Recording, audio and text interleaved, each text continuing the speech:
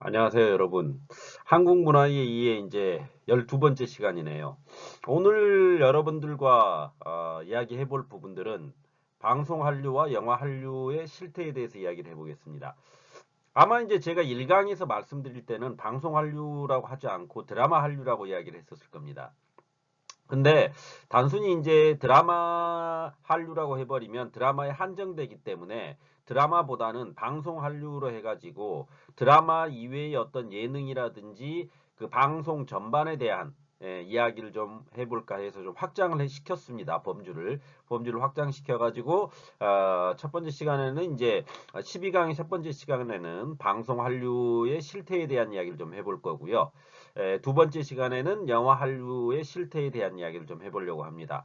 그러니까 여러분들이 뭐 드라마 한류가 아니라 그래가지고 드라마 방송 한류라 해가지고 드라마를 언급 안 하는 게 아니고요. 전반적인 이야기를 하게 될 거니까 그리고 개개의 작품들을 이야기하고 이런 것은 에, 좀 그렇습니다.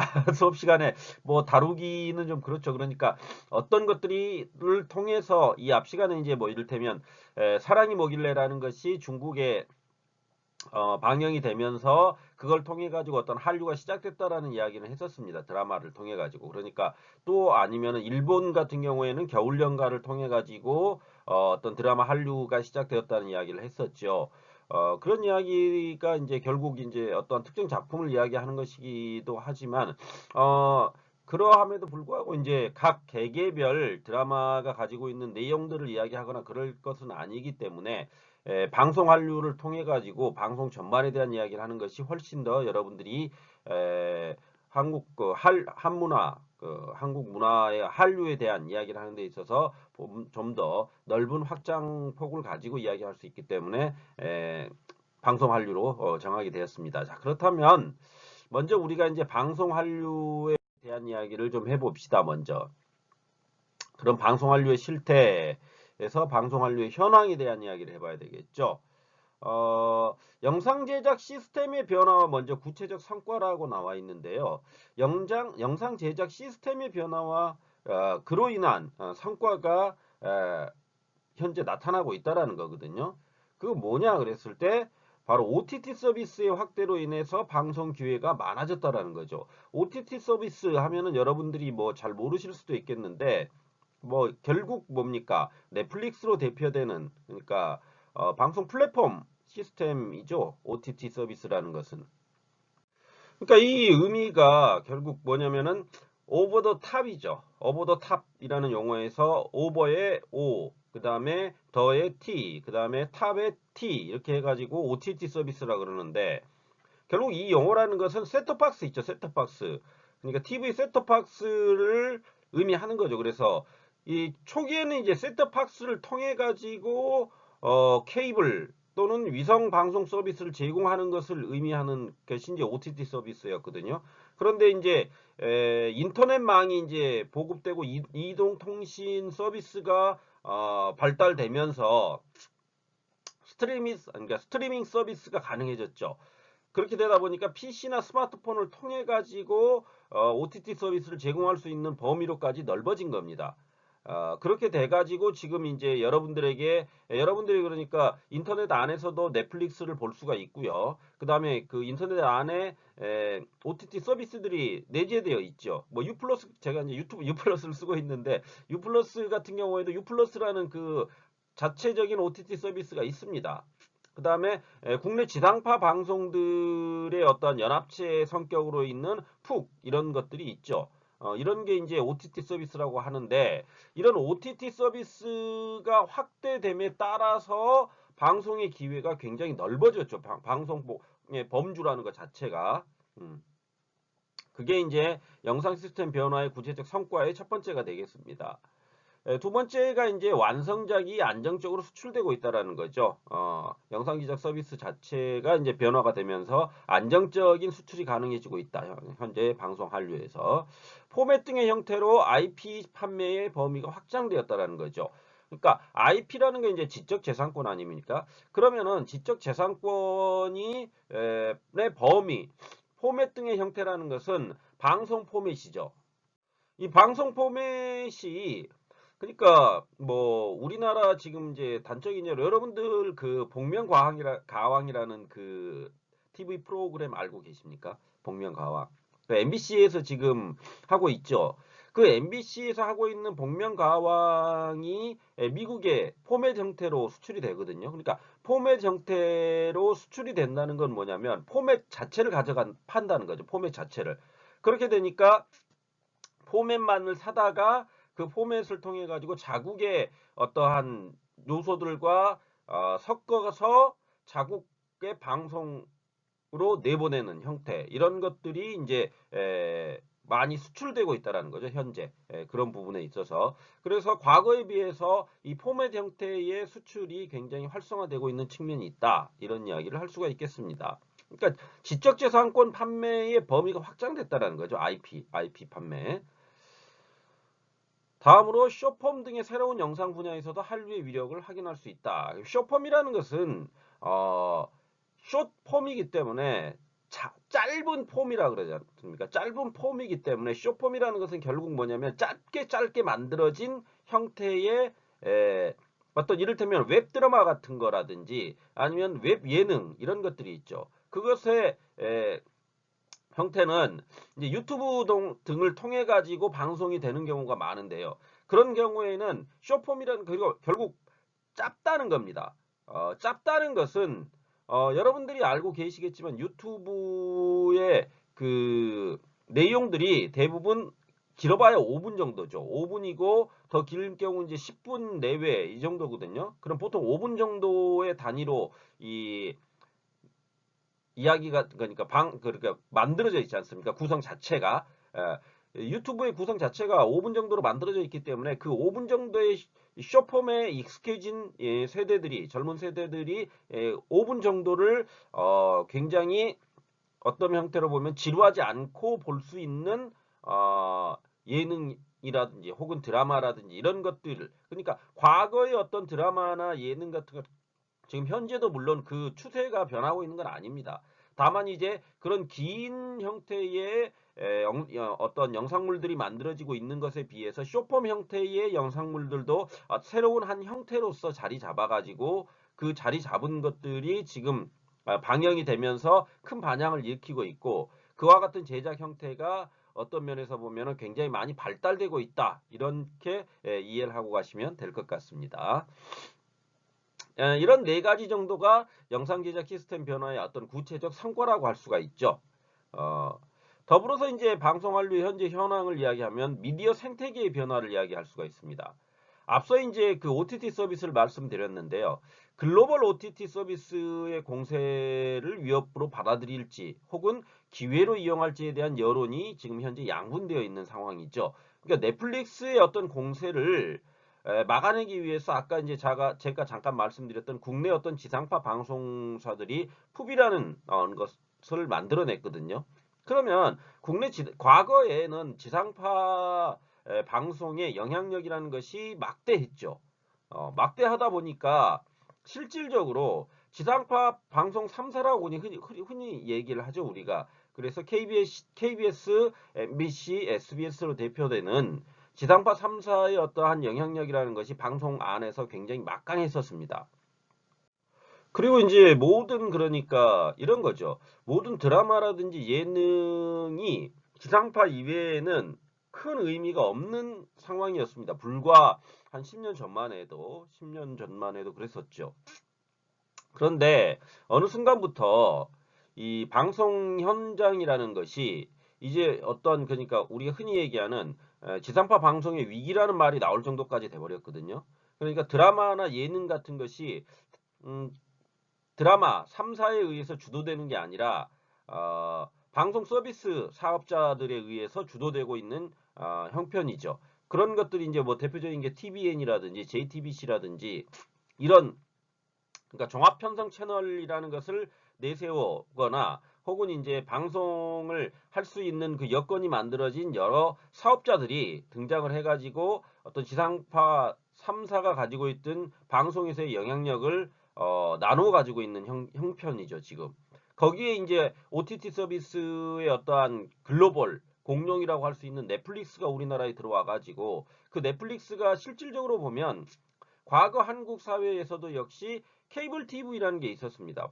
케이블 TV라는 것은 이제 케이블 선을 연결을 해가지고 어떠한 그 방송들을 모아가지고 방영해주는 그런 형식의 케이블 TV라는 게 있었는데 그 케이블 TV 사업업자들이 거의 지금은 다 지금 어떤 면으로 본다면 망해버렸죠. 그때 그러니까 중심에 서가지고 이끌어 나가던 그 케이블 사업자들이 다 망해버리고 오히려 이제 그 방송 사업자들이 그 자리를 메꾸면서 지금은 이제 케이블 TV보다는 인터넷을 통한 인터넷 방송업자들이 그러니까 OTT 서비스를 같이 이제 제공을 하게 되면서 주류로 자리 잡게 돼버렸다는 거죠. 그래서 뭐 우리가 흔히 얘기하는 SK 밴드라든지 뭐 이런 것들이 있죠. 그다음에 LG U 플러스라든지 이런 사업자들이 어떤 면에서 보면 전체 OTT 시장의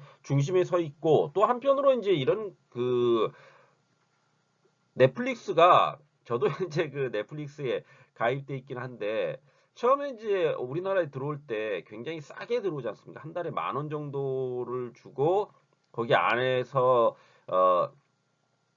내용들이라는 게 굉장히 고품질의 어떠한 영화라든지 이런 것들을 드라마들을 마음껏 볼 수 있다라는 것을 내세워 가지고 이제 시작을 하게 됐는데요.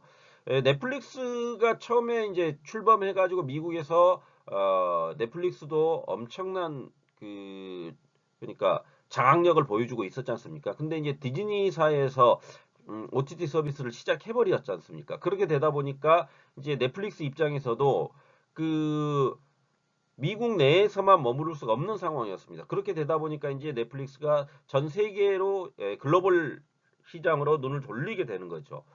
눈을 돌리면서 이 넷플릭스가 자체적으로 그 꾸준히 이제 넷플릭스가 자신들의 어떠한 자금을 동원해 가지고 넷플릭스 오리지널이라는 걸 만들어 왔었거든요. 그 넷플릭스 오리지널을 만들어 왔었는데 그 영역을 이제 확장을 시키죠. 그래서 우리나라에서도 이제 뭐 이제 잠시 뒤에 얘기를 하겠지만 넷플릭스의 오리지널 서비스들이 방영이 되게 되죠. 그리고 그것이 어떤 면으로 보면 큰 반향을 일으킵니다. 그래서 어떤 방송 생태계 안에서의 위치를 갖다가 조금씩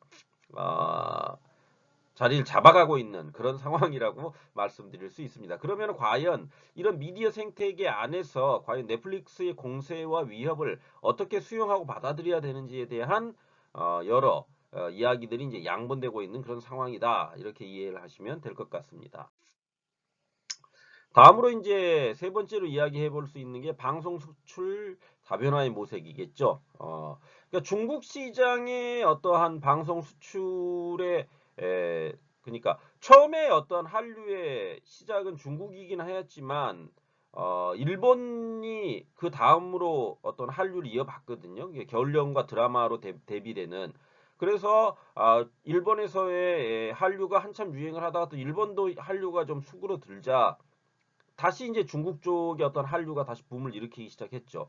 그런데 이제 그 아무래도 이제 정치적 문제로 인해 가지고 사드 문제로 인해 가지고 중국의 한한령이 내려지게 되고 그로 인해서 이제 정치적 관계 악화로 인해 가지고 중국 시장으로 진출할 수 있는 기회가 이제 줄어들게 되다 보니까 그 수출 감소를 극복하기 위한 방안으로 이제 대형 작품 위주의 글로벌 OTT 서비스로의 수출을 감행하게 되었다라는 겁니다.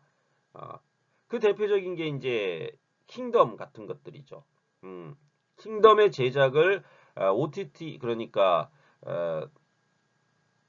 자금은 넷플릭스가 되고 글로벌 OTT 서비스라고 할 수 있는 글로벌 OTT 서비스 그러니까 좀 전에 제가 말씀드렸던 넷플릭스 오리지널이죠. 그 킹덤을 그래가지고 한국에서 제작을 하지 않습니까? 그래서 킹덤 1이 제작이 됐었고 킹덤 2가 이제 제작이 되는데 그게 전 세계적으로 코로나와 맞물리면서 굉장히 큰 반향을 일으키죠.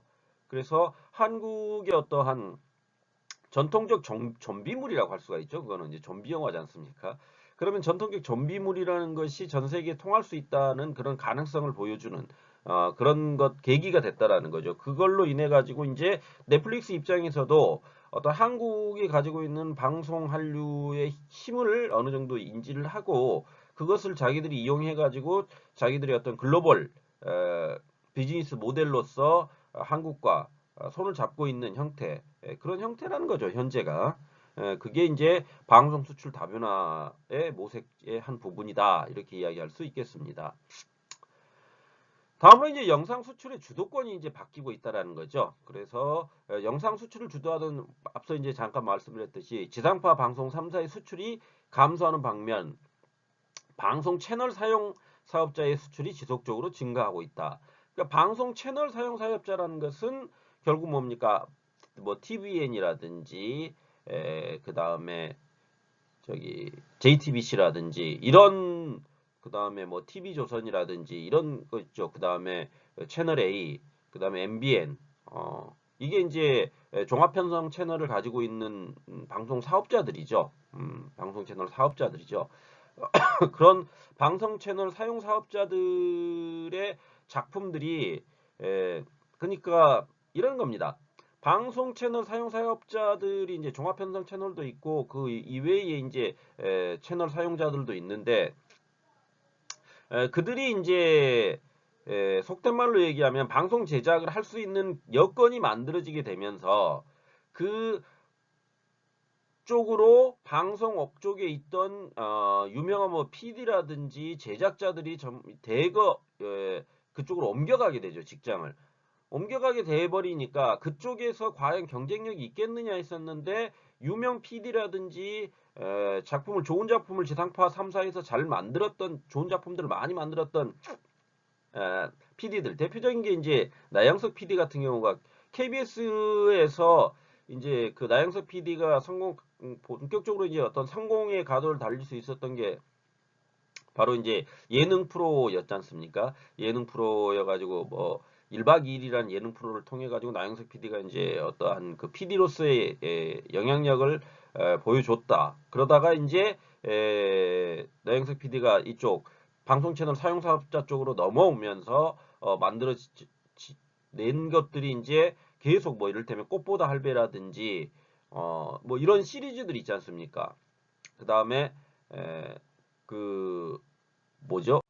그러니까 꽃보다 할배를 히트시키고 그 다음에 이제 내놓았던 게 이제 삼시세끼지 않습니까? 삼시세끼를 통해 가지고 이서진하고 어떤 케미를 보여주었고요. 그 다음에 이제 윤여정과 어떤 윤식당, 그 다음에 강호동과의 어떤 강식당, 그 다음에 또 뭐 신서유기 이런 작품들을 통해 가지고 그 TVN의 어떤 대표 스타 PD가 돼 버리지 않습니까? 그렇듯이 어떠한 그 이쪽 방송 3사에서 스타 PD로서 자리를 잡았던 사람들이 이쪽 방송 채널 사용 사업자 쪽으로 넘어가게 되면서 그쪽에서의 또 다른 방송 그 작품들이 대거 성공을 거두게 되면서 그만큼 지상파 3사의 어떠한 수출 영향력이라는 것도 역시 감소해 버렸다는 거죠. 그러니까 과거의 어떤 지상파 3사가 가지고 있던 절대적 영향력이라는 것이 사라져버리는 그런 상황이 현재다. 이렇게 이해하고 하시면 될 것 같습니다. 다음으로 이제 텐트폴 드라마가 확대됐다는 거죠. 그래서 수출 편수는 줄어들었는데 수출액은 늘어나는 현상이 지금 벌어지고 있거든요. 편수는 줄었는데 수출액은 늘어난다. 그럼 왜 그러느냐 봤더니 텐트폴 드라마들이 이제 만들어진다는 거죠. 그러니까 텐트폴 드라마가 그럼 뭐냐 그랬을 때 막대한 자본을 투입해 가지고 매우 큰 규모로 만든 상업 드라마를 이야기합니다. 그래서 그러니까 막대한 자본이 들어가다 보면 드라마의 질이라는 것은 당연히 좋아질 수밖에 없습니다. 왜 그런 뭐 여러분들 잘 알고 계시지 않습니까? 돈을 얼마만큼 투자했느냐가 그 작품의 질을 높일 수밖에 없다라는 것은 그것은 뭐 어쩔 수 없는 자본주의 사회에서는 망고의 진리죠. 그런 것들이. 그렇기 때문에 그러한 상업 드라마들이 성공을 거뒀다는 겁니다. 그리고 그러한 것들이 한국 내에서 어떤 인기에 힘입어 가지고 해외로 수출되고 있다는 거죠. 그런 테트볼 드라마들이. 예. 다음으로 이제 여섯 번째로 이제 생각해 볼 수 있는 게 지상파의 경쟁력 확보를 위한 변화 모색이라고 할 수가 있죠. 그러니까 지상파 입장에서도 어떤 자신들이 가지고 있던 방송 안에서의 영향력을 그대로 가져가고 싶은 것은 어쩔 수가 없습니다. 그런데 이제 방송 환경이라는 것은 계속 변화하고 있거든요. 그 변화하는 방송 환경에 맞춰서 자기들도 변화를 해야 되기 때문에 지상파 중심의 OTT 서비스가 이제 웨이브로 개편이 되죠. 웨이브. 그래서 지상파 중심의 OTT 서비스를 SK텔레콤과 이제 손잡아 가지고 웨이브로라는 것으로 개편을 한 것을 계기로 반 넷플릭스 기조를 바꿔 가지고 이제 넷플릭스와도 손을 잡습니다. 그래 가지고 1년에 한두 편 정도는 넷플릭스에 제공을 한다는 거죠. 자신들이 만들었던 드라마 중에서 이제 뭐 이를테면 텐트폴 드라마라고 할 수 있는 것들을 수급을 한다는 거죠. 넷플릭스에. 그 대표적인 게 이제 왜 이럽니까? 동백꽃 필 무렵 같은 그런 작품들이죠. 이 동백꽃 필 무렵이라는 것 작품 뭐 여러분들이 보셨을지 모르겠지만 저도 다 보진 않았는데 공효진이 주연이었죠. 그리고 강하늘이 남자 주인공이고 공효진이 여자 주인공으로 나왔었는데 어떤 여자 주인공이 그 속된 말로 얘기하면 주변의 어떠한 곱지 않은 시선을 이겨내는 이야기죠. 그 내용이라는 것이. 그러니까 여기 여자 주인공인 공효진이 이제 미혼모죠. 미혼모로서 이제 뭐 술집을 운영하는데 거기에 이제 순수한 남자 주인공으로 이제 강하늘이 등장을 해가지고 그, 그 정말 순수한 사랑을 보여주죠. 마음이 닫혀있던 동백이라는 주인공의 마음을 여는 그런 뭐 내용이죠. 그래서 이제 저도 잠깐 봤는데 부분적으로 봐도 이렇게 짤막식으로만 제가 좀 봤었거든요. 근데 뭐 재미있더라고요. 아무튼 국내에서 성공을 거두다 보니까 그 시청률도 많이 나왔고요. 그러니까 그걸 그대로 이제 OTT 서비스를 통해 가지고 넷플릭스에 판권을 판매하게 되는 거죠. 그러한 일들이 이제 에, 속된 말로 얘기하면 지상파 역시도 이제는 거스를 수 없는 대세가 돼버렸다는 겁니다. 이 방송 시장이라는 것이 시대의 변화에 따라서 방송 시장이라는 것 역시 변화가 되어버렸기 때문에 거기에 발맞춰서 나갈 수밖에 없는 상황이다. 이렇게 이해를 하시면 되겠죠. 어, 다음으로 이제 넷플릭스 드라마의 오리지널 제작 투자 시작이죠. 이게 굉장히 크지요. 어떤 면으로 보면. 넷플릭스가 오리지널 시리즈를 만들면서 우리나라에 이제 본격적으로 알려졌던 것은 어, 영화였죠. 영화 옥자라는 영화죠. 봉준호 감독의 옥자라는 영화를 넷플릭스가 투자를 하면서 그 오리지널 영화로 만들었죠. 그렇게 되면서 넷플릭스가 단순히 OTT 서비스만을 제공하는 것이 아니라 어떤 방송 사업자로서 제작에 참여하겠구나라는 것을 그때부터 이제 신호탄을 쏘아 올린 거죠. 그렇게 하고 그 다음에 이제 본격적으로 넷플릭스 오리지널 드라마가 이제 방영됐던 작품이 바로 이제 킹덤이죠. 근데 이 킹덤이 어떤 면에서 보면은 지금 현재의 이런 그 코로나19와 같은 상황 하에서 사람들이 이제 집에만 머무르다 보니까 집에 머물러 있으면 어떻습니까? 볼 게 무엇인지를 갖다 찾게 돼 있죠. 그거하고 잘 맞아 떨어졌습니다. 그렇게 돼가지고 이 킹덤이 좀비물이면서도 독특하죠. 서양인들이 보기에 자기들이 생각했던 좀비와는 다르죠. 그리고 일단 한국의 어떠한 그 도포라든지 갓 이런 것들, 특히 갓을 굉장히 아름답게 본다고 이야기를 하더라고요. 한복이라든지. 그러니까 한복이라든지 갓과 같은 자신들과는 좀 다른 세계에 있는 동양의 어떠한 멋이 서려 있는 그러한 것의 좀비물이죠. 그리고 그 좀비물이라는 것이 서양의 좀비물이라는 것은 정말 어떤 면으로 보면 그냥 좀비들을 죽이는 데서 그냥 그쳐버리거든요. 근데 그 킹덤이라는 것이 궁극적으로 뭡니까? 배고픔이죠, 배고픔. 배고픔 때문에 좀비가 될 수밖에 없었던 민중들이거든요. 배고픔 때문에. 그리고 그것을 이용했던 정치 세력이 있었던 거죠. 그들을 좀비로 만들어냈던 정치 세력들이 있었던 거죠. 그들은 어떤 정치의 배고픔이라는 것을 자기들이 해소하기 위해서 민중들의 배고픔을 악용한 그런 좀비들을 만들어내는 거 아닙니까? 그런 것들이 이제 어떠한 킹덤이라는 드라마 안에 내재되어 있는 어떤 세계관이라고 할 수 있죠. 그런 세계관들이 잘 받아들여졌다고 봅니다. 저는 그래서 이제 어떠한 방송 한류의 한 부분으로서 굉장한 반향을 일으켰고요. 그다음에 제가 이제 여러분들에게 제공해드리고 있는 영상물을 좀 보십시오. 이 부분에서도 킹덤 1, 2의 어떠한 오리지널 내용들을 한 편의 영화처럼 짧게 한 20분 분량으로 이렇게 편집해 놓은 게 있더라고요. 그걸 그러니까 한번 보시고 오리지널 편을 보실 의향이 있으신 분들은 그걸 보셔도 괜찮다고 생각을 합니다. 제가 그것을 올려놓은 이유는 바로 이제 방송 한류의 한 부분으로서 넷플릭스의 오리지널 그러니까 투자가 그러니까 투자를 통해 가지고 드라마가 일종의 이것도 텐트폴 드라마라고 할 수가 있죠. 많은 돈이 들어간 상업 드라마 아닙니까?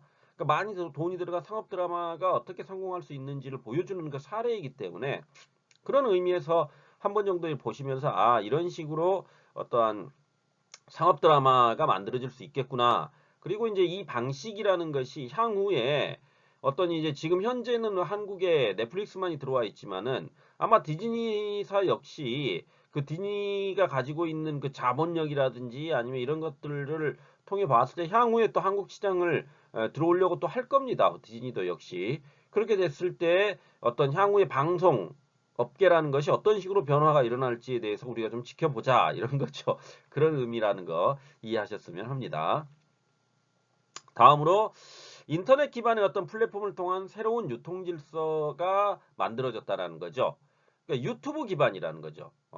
유튜브 기반의 어떤 해외 노출 확대가 수출로 이어져 오다 보니까 뉴 미디어 영상 사업자라든지 혹은 독립 제작사가 해외 플랫폼으로 직접 술출을 본격화하는 길이 열렸다는 겁니다. 그러니까 유튜브를 통해 가지고 그러니까 과거의 홍보라는 것은 어떠한 방송 안에서의 홍보라는 것이 궁극적으로 뭡니까? 한계가 있었죠.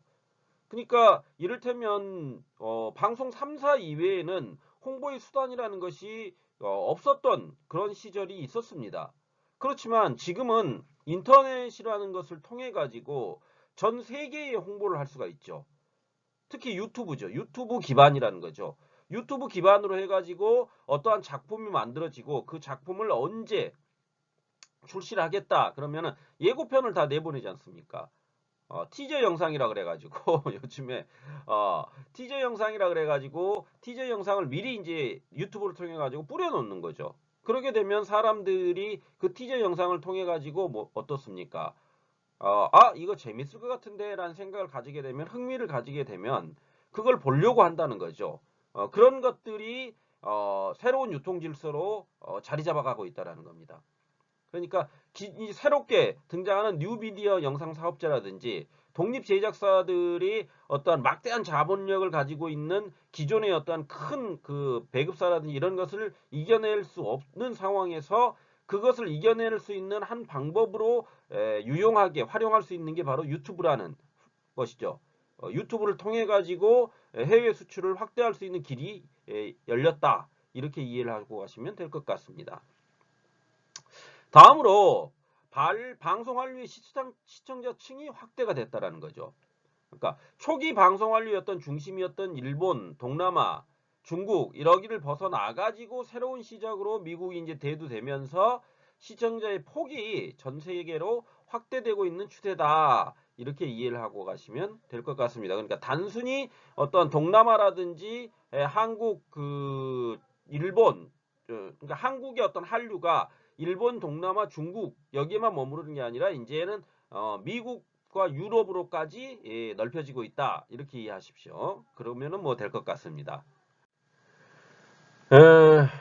마지막으로 이제 여러분과 이제 얘기해 볼 것은 포맷 수출의 확대라는 겁니다. 아까 이제 포맷 수출 부분을 제가 잠깐 말씀드렸죠. 그래서 그러니까 방송 포맷이죠. 방송 포맷. 그러니까 방송 포맷 수출이 확대되고 있는 것은 그 방송 포맷만 수출하게 되면 거기 자국의 어떤 상황에 따라서 얼마든지 그 포맷에 변화를 줄 수 있다라는 겁니다. 그렇기 때문에 현지화가 수월하다는 거죠.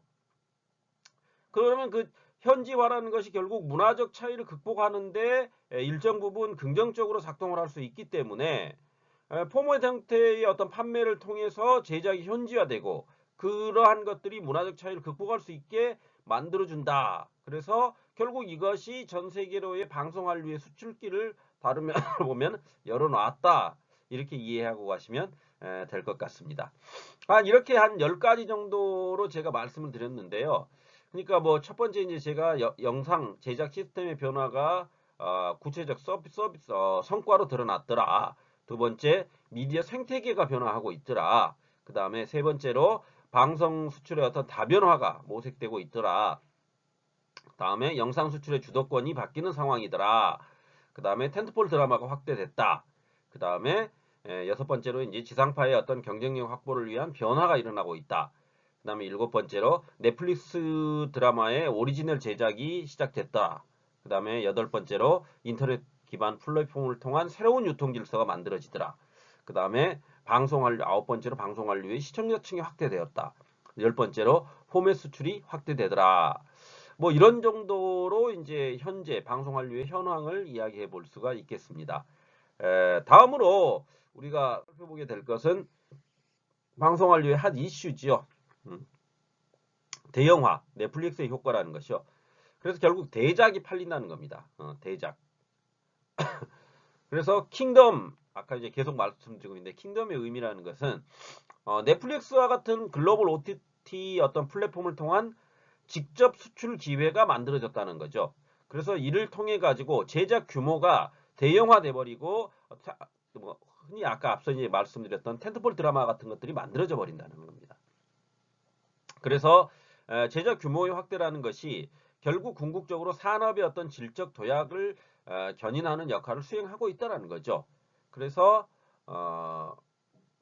넷플릭스라는 것이 글로벌 지향의 어떤 대형 투자 리스크를 이어받아 가지고 제작 규모의 대형화를 가능하게 만들어줬다는 거죠. 자본이 투입되게 되면 그 제작 드라마의 질은 높아질 수밖에 없는 겁니다.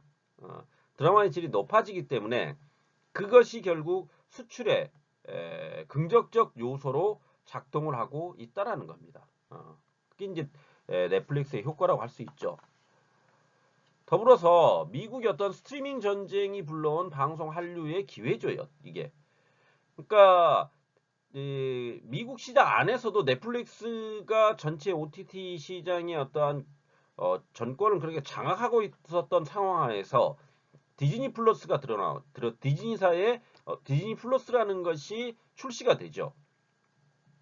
그렇게 되다 보니까 디즈니사의 어떠한 그 막대한 자금력과 더불어서 그 가지고 있는 영화라든지 어떠한 그 드라마 이런 것들이 풍부하지 않습니까? 디즈니사가. 그러다 보니까 그런 것들을 미국에서 넷플릭스가 가지고 있는 영향력을 축소시켜 버렸다는 겁니다. 그렇게 되다 보니까 넷플릭스 입장에서도 미국 시장만을 바라보는 게 아니라 이제는 비즈니스의 한 모델로서 글로벌 시장의 어떤 주도권을 확대하는 차원이 필요했다는 거죠. 거기에서 이제 아시아 권역의 어떤 경쟁력을 갖추고 있는 한국에 대한 투자를 확대하는 것이 한류, 그러니까 방송 한류를 활용하는 것이 자기들 입장에서도 도움이 되기 때문에 결국 그러한 것들과 한국 안에서의 방송 한류의 어떤 그것이 맞아떨어져 가지고 이러한 방송 한류의 기회가 찾아왔다. 이렇게 이해를 하고 가시면 될 것 같습니다. 다음으로 이제 이러한 넷플릭스가 주도하는 텐트폴 드라마와 같은 대형화된 드라마들이 가져올 문제점이라는 게 있죠. 그것은 바로 중소 독립 제작사의 경쟁력이 상실되어 버릴 수 있다는 거죠. 또한 그 한쪽으로 쏠려버리게 되면 언제나 뭡니까? 다양성이 훼손되게 되어 있습니다. 다양성이 훼손돼 버리기 때문에 다양하고 폭넓은 영상 콘텐츠의 제작이 불가능해질 수도 있는 상황이 발생할 수도 있다라는 거예요. 대형 작품이라는 것이 결국 지나치게 넷플릭스에 의존해 제작되는 것 역시 향후의 어떤 발전적 모델 측면에서 보면은 부정적 요소로 작동할 것이 다분히 있기 때문에 이 중소 독립 제작사의 경쟁력을 키우면서 같은 협업을 할 수 있는 협력의 다변화가 필요한 실정이다. 현재 이렇게 이해하고 가시면 될 것 같습니다. 다음으로 이제 우리가 살펴보게 될 것은 다변화죠. 쇼폼이 팔린다는 거죠. 쇼폼.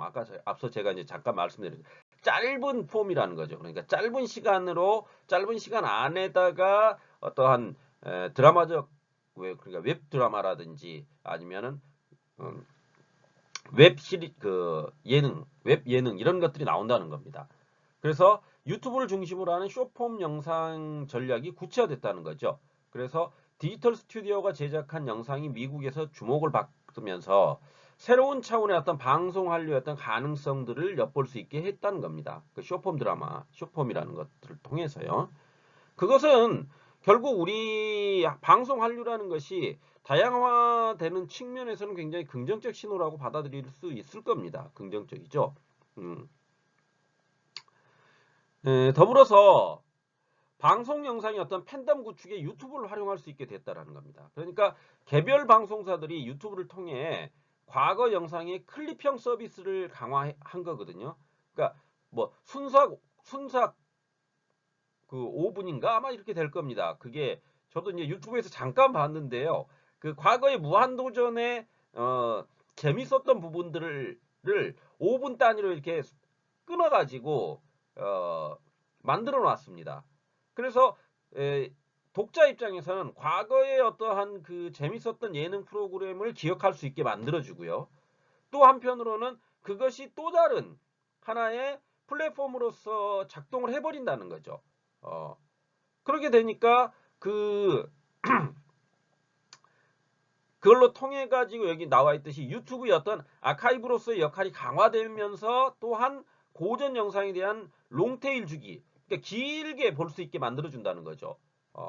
그러한 그러니까 고전 영상을 그대로 잊혀져 버리는 게 아니라 그런 것들을 보면서 옛 것을 추억하고 그것이 또 다른 새로운 어떤 모멘텀으로 작용을 해가지고 영상의 어떤 소비 주기를 갖다가 연장시켜주는 긍정적 신호로 작동할 수 있게 만들어 준다는 겁니다.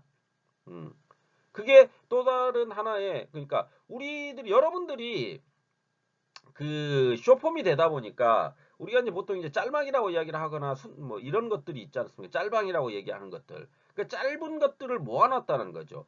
그럼 짧은 것들을 모아놨다라는 것은 짧은 것들을 모아놓은 것 안에는 엑기스 속된 말로 얘기하면 재밌는 것만들을 갖다가 추려가지고 모아놓은 거 아닙니까? 그러니까 사람들이 보고 아 재밌네라고 할 수 있다는 거죠. 그런 것들이 또 다른 하나의 어떠한 그 방송 영상 팬덤을 구축하는데 유튜브가 아카이브로서의 역할을 수행하게 만들었다. 이렇게 이해하고 가시면 될 것 같습니다.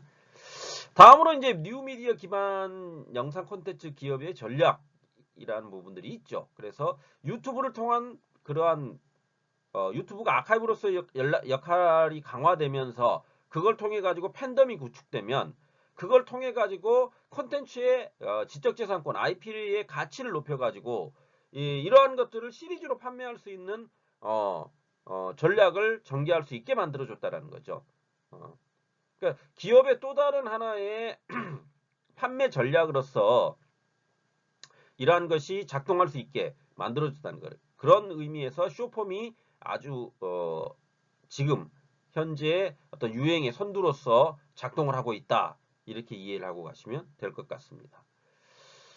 마지막으로 이제 그 구독자와 시청자의 행위를 데이터가 확보할 수 있다는 거죠. 결국 유튜브가 개별 채널 운영자에게 제공하는 시청자 데이터를 통해 가지고 한류 영상의 어떤 실질적 시청자 정보 파악이 가능해진다는 겁니다. 그렇게 되기 때문에 결국 어떤 시청자층이 어떤 프로그램에 대해서 어떻게 보고 있더라. 이것이 이제 다 빅데이터로 제공이 되지 않습니까?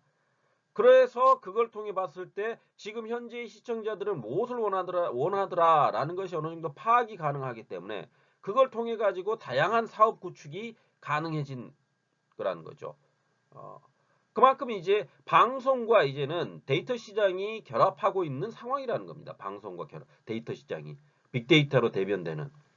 그래서 그 빅데이터를 통해 가지고 어떤 독자층의 요구를 갖다가 수용할 수 있는 그러한 방송들이 향후에 이제 그러한 방송들이 만들어질 것이다.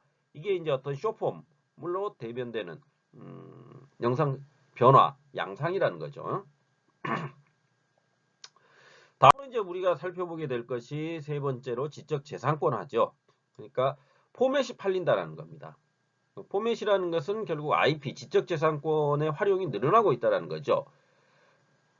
그래서 포맷 수출이 글로벌화되고 있죠. 그러니 한국 방송 영상의 어떤 산업이라는 것이 질적 향상이 포맷의 글로벌 수출을 가능케 하고 있다는 겁니다. 그러니까 말이 이상.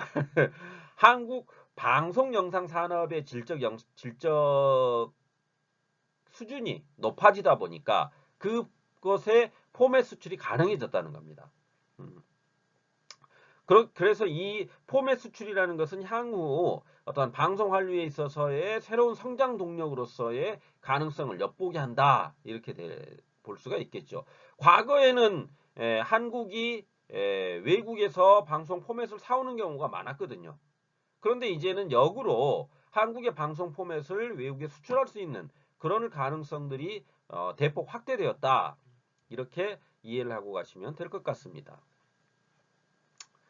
다음으로 이제 IP를 기반으로 한 해외 비즈니스의 기획과 추진이 가능해졌다는 거죠. 그러니까 결국 글로벌 지향의 포맷을 개발할 수 있다는 겁니다. 글로벌 지향. 앞서 이제 쇼폼 이야기를 하면서 데이터 분석을 통해 가지고 빅데이터를 통해 가지고 현재 소비자 독자 그러니까 시청자층의 요구를 이해할 수 있고 받아들일 수 있게 만들어진 방송 상황이 됐다라는 겁니다. 그렇게 되기 때문에 글로벌 지향의 어떤 포맷 개발까지 가능해지고 있다라는 거죠. 그러면은 글로벌 지향의 어떤 포맷이 만들어지면 이를 수출하는 것이 수월해질 것이고 향후의 어떤 수출 전략이라는 것이 결국 방송 포맷 중심의 글로벌 비즈니스로 변화할 가능성들을 우리가 생각해 봐야 된다는 거죠. 다음으로 이제 국내 콘텐츠의 어떤 IP를 활용한 방송 영상의 제작. 결국 이제 국내 콘텐츠라는 것은 웹툰이라든지 웹소설 같은 기존의 어떤 지적재산권 IP를 활용한 방송 영상이 글로벌적으로 해가지고 성과를 내고 있거든요. 그런 글로벌 성과의 확대가 향후에 콘텐츠의 IP 산업의 전반적인 시장 확대로까지 이어질 수 있는 가능성이 커지고 있다는 거죠. 그러니까 단순히 포맷이라는 것이 방송 포맷에만 그치는 게 아니라 향후에는 웹툰이라든지 웹소설과 같은 국내 IP들이 수출될 가능성도 다양하게 열려버렸다는 거죠. 그러한 것들이 어떠한 방송에 있어서의 긍정적 신호다. 이렇게 이해를 하고 가시면 될 것 같습니다. 이제 마지막으로 그럼 이제 전망을 좀 살펴봅시다. 방송 한류의 전망. 이번 시간도 좀 짧게 한다고 지금 생각을 하고 제가 시작을 했는데 또 많이 길어졌네요. 그래서 방송 한류의 전망을 간단히 언급하고 마무리하는 걸로 하겠습니다. 먼저 생산적 측면에서 향후의 작품 수준 유지가 관건이겠죠. 결국은 글로벌 지향의 작품을 늘려가기 위해서는 한정된 자원 안에서 선택과 집중이 필요하다는 겁니다. 한국의 어떤 방송시장 안에서의 자원이라는 것이 한정되어 있지 않습니까? 그러니까 이곳저곳 분산시켜 가지고 어떠한 제작을 하는 것보다는 그 우수한 인력들을 우수한 컨텐츠를 만들어내는데 집중시켜야 된다는 겁니다. 결국 우리나라에 항류라는 게 있었거든요. 저번 시간에도 말씀드렸지만 항류라는 것이 성공을 하다가 지금 이제 항류 그러니까 홍콩의 영화들이거든요. 영화나 드라마들 같은 거거든요. 그런 것들이 지금 이제 어떤 사냥길에 접어들어 가지고 지금 실질적으로 항류는 거의 없다고 보거든요. 그게 그럴 수밖에 없었던 것은 뭐냐? 항류가 처음에 나타났을 때 비슷비슷한 내용들의 비슷비슷한 컨텐츠들이 너무 많이 쏟아져 나왔다는 겁니다. 그러다 보니까 사람들이 이제 거기에 식상해 버렸다는 거죠. 에이, 뭐 똑같네. 이렇게 돼 버렸다는 거죠. 그러면은 향후에 어떤 방송 한류에 있어서의 전망이라는 것도 그러한 항류의 길을 왜 이럽니까? 그 항류가 밟아왔던 그러한 잘못된 길들을 걸어가서는 안 되겠다라는 거죠. 그런 측면에서의 질적, 작품의 질을 유지하는 것이 굉장히 중요하다. 뭐 이건 뭐 뻔한 얘기죠. 더불어서 글로벌 OTT 사업자의 협력 필요성이 있다라는 거죠. 이제 더 이상 이제 글로벌 OTT 사업자의 국내 방송 영향력을 무시할 수 없는 상황에서 이들과 더불어 가지고 지속 가능한 질 좋은 한류 콘텐츠를 만들어내는 협업을 하는 것이 필요하다는 거죠.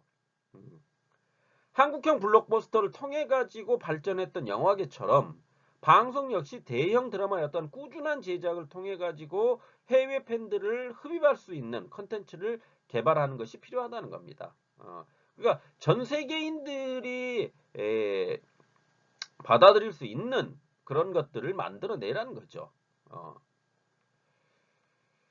다음 마지막으로 이제 방송 콘텐츠의 IP 가치를 활용할 필요가 있다는 거죠. 그래서 IP 중심의 글로벌 비즈니스 확대를 통해 가지고 개별 작품 수출 실적을 넘어서는 지속적인 팬덤을 구축해 가지고 장기적으로 방송 한류의 안착을 위해서 노력하는 것이 필요하다. 이런 이야기를 해볼 수가 있을 겁니다. 그러니까 팬덤 구축이 중요하다는 거죠. 방송 한류 안에서 한류 드라마를 갖다 계속적으로 볼 수 있는 층이 필요하다는 겁니다. 그것은 그 똑같은 작품들을 만들어내 가지고는 안 되는 겁니다. 지금 이제 그 요즘에 넷플릭스를 통해 가지고 킹덤이 오리지널로 성공을 했고 또한 뭐냐면은 방송 그 사업자들의 드라마로 유명해진 게 바로 뭡니까? 이태원 클라스라든지 사이코지만 괜찮아 이런 작품들 있지 않습니까? 그 다음에 사랑의 불시착 같은 그런 드라마들.